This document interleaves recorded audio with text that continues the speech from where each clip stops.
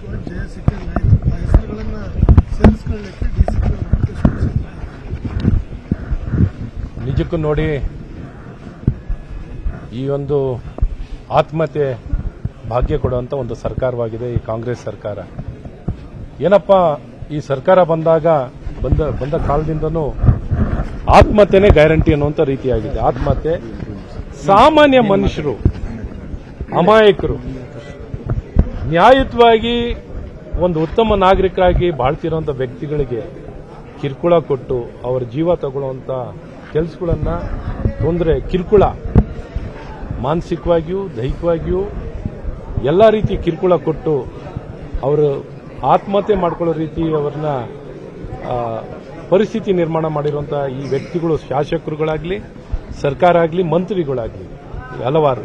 ಇವತ್ತು ಈ ವಿಚಾರದಲ್ಲಿ ಹೇಳಬೇಕು ಅಂದರೆ ನಿಜಕ್ಕೂ ದುಃಖ ಆಗುತ್ತೆ. ಅಂತ ಚಿಕ್ಕ ಮಗು ಇರುವಂಥ ಅವನ ಹೆಂಡತಿ ಮಗು, ಅವ್ರ ಪರಿಸ್ಥಿತಿ ಏನಾಗಬೇಕು, ಏನು ಸಂದೇಶ ಕೊಡ್ತಿದ್ದಾರೆ, ಯಾರು ನ್ಯಾಯವಾಗಿ ಸಮಾಜದಲ್ಲಿ ಏನಾದ್ರು ತಪ್ಪು ಒಪ್ಪುಗಳನ್ನು ಬೆಳಕಿಗೆ ತಂದರೆ ಈ ರೀತಿ ಆತ್ಮಹತ್ಯೆನೇ ಗ್ಯಾರಂಟಿನ?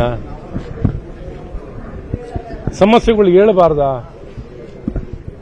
ಅನ್ನುವಂಥ ರೀತಿಯಲ್ಲಿ ಇವತ್ತು ಸರ್ಕಾರ ನಿರ್ದಾಕ್ಷಿಣ್ಯವಾಗಿ ಈ ರೀತಿ ಕಿರುಕುಳ ಕೊಡ್ತಿರುವಂಥದ್ದು ನಿಜಕ್ಕೂ ಖಂಡನೀಯ. ಇವತ್ತು ಅವರ ಆತ್ಮಕ್ಕೆ ಶಾಂತಿ ಸಿಗಲಿ, ಅವರ ಅಗಲಿಕೆಯನ್ನ ಭರಿಸುವಂಥ ಶಕ್ತಿ ಅವರ ಕುಟುಂಬಕ್ಕೆ, ಅವರ ಶ್ರೀಮತಿಯವರಿಗೆ, ಅವರ ಮಗುಗೆ, ಚಿಕ್ಕ ಮಗು 2 ವರ್ಷನ 3.5 ವರ್ಷ ಮಗು, ತಂದೆ ಇಲ್ಲದ ಈ ಮಗು ತಂದೆ ಇಲ್ಲದೆ ಬೆಳೆಯುವಂಥದ್ದಾಗಿದೆ. ಅವ್ರ ಅಣ್ಣ ತಮ್ಮದಿರೋರ ಕುಟುಂಬಕ್ಕೆಲ್ಲ ಆಧಾರವಾಗಿದ್ದರು. ನಿಜಕ್ಕೂ ಇಂಥ ನಷ್ಟ ಆಗಿರುವಂಥದ್ದು ತುಂಬ ನಷ್ಟವಾಗಿದೆ.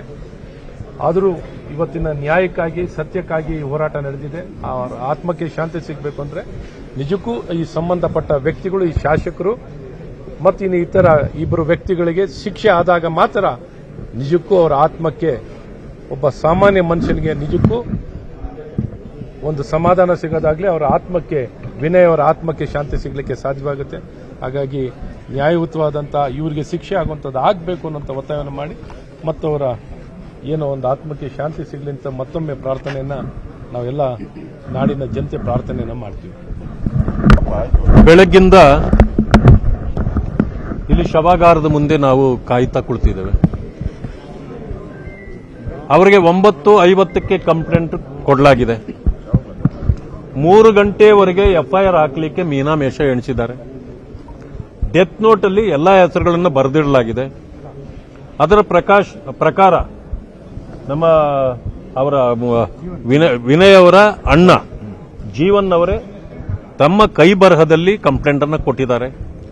ಹೆಸರುಗಳನ್ನು ಕೊಟ್ಟಿದ್ರೂ ಕೂಡ ಪರ್ಪಸ್ಫುಲಿ ಶಾಸಕರು ಮತ್ತೆ ಇನ್ನೊಬ್ಬರು ಪೂವಯ್ಯ ಅಂತಕ್ಕಂಥವರ ಹೆಸರನ್ನ ಬಿಡಲಾಗಿದೆ. ಬಿಟ್ಟ ಮೇಲೆ ನಮಗೆ ಕೊನೆಯಲ್ಲಿ 3ವರೆಗೆ ಕಾಪಿ ಸಿಕ್ಕಿದೆ, ಅಲ್ಲಿವರೆಗೆ ಡಿಸ್ಕ್ಲೋಸ್ ಮಾಡಿಲ್ಲ. ಮಾಡಿದಾಗ ನಾವು ಪ್ರೊಟೆಸ್ಟ್ ಮಾಡಿದಾಗ ಈಗ ಮತ್ತೊಂದು ಸಾರಿ ಅದನ್ನ ಇಲ್ಲ, ನೀವು ಹೆಸರೇ ಬರೆದಿರಲಿಲ್ಲ ಅಂದ್ರು. ನಾವು ತೋರಿಸ್ಕೊಟ್ಟ ಮೇಲೆ ಇದು ಪರ್ಪಸ್ಫುಲಿ ಬಿಟ್ಟಿದ್ದಾರೆ ಅನ್ನೋದು ನಮಗೆ ಖಾತ್ರಿ ಆಯಿತು. ಅದಕ್ಕೆ ಈಗ ಅದನ್ನ ಒಂದು ಸಾರಿ ಎಫ್ಐಆರ್ ಆಗಿದೆ, ಅದನ್ನ ಕೋರ್ಟ್ಗೆ ನಾವು ಪ್ರೊಡ್ಯೂಸ್ ಮಾಡುವಾಗ ಸೇರಿಸ್ತೇವೆ ಅಂತ ಹೇಳಿ ಈಗ ಡಿಸಿಪಿ ಅವರು ಹೇಳಿದ್ದಾರೆ. ನಮಗೆ ಹೇಳಿದ ಮೇಲೆ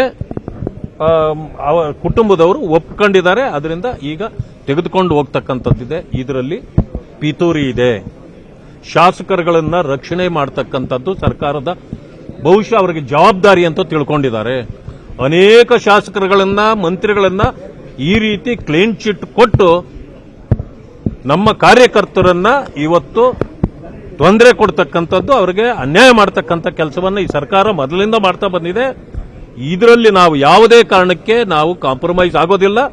ಅವರ ಹೆಸರುಗಳನ್ನು ಸೇರಿಸಬೇಕು, ಅವರ ವಿರುದ್ಧ ಕಾನೂನು ಕ್ರಮ ಜರುಗಿಸಬೇಕು ಅಂತಕ್ಕಂಥದ್ದನ್ನ ಹೇಳ್ತಾ ಈಗ ಜೀವನ್ ಅವರು ಮತ್ತೆ ಅವರ ಕುಟುಂಬದವರು ಇಲ್ಲಿಂದ ಅವರು ತೆರಳುತ್ತಾ ಇದ್ದಾರೆ.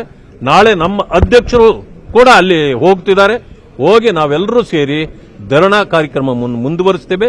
ಯಾಕೆಂತಂದ್ರೆ ಅವರ ಹೆಸರುಗಳನ್ನ ಅದರಲ್ಲಿ ಸೇರಿಸಬೇಕು ಮತ್ತೆ ಅವರಿಗೆ ಶಿಕ್ಷೆ ಆಗಬೇಕು.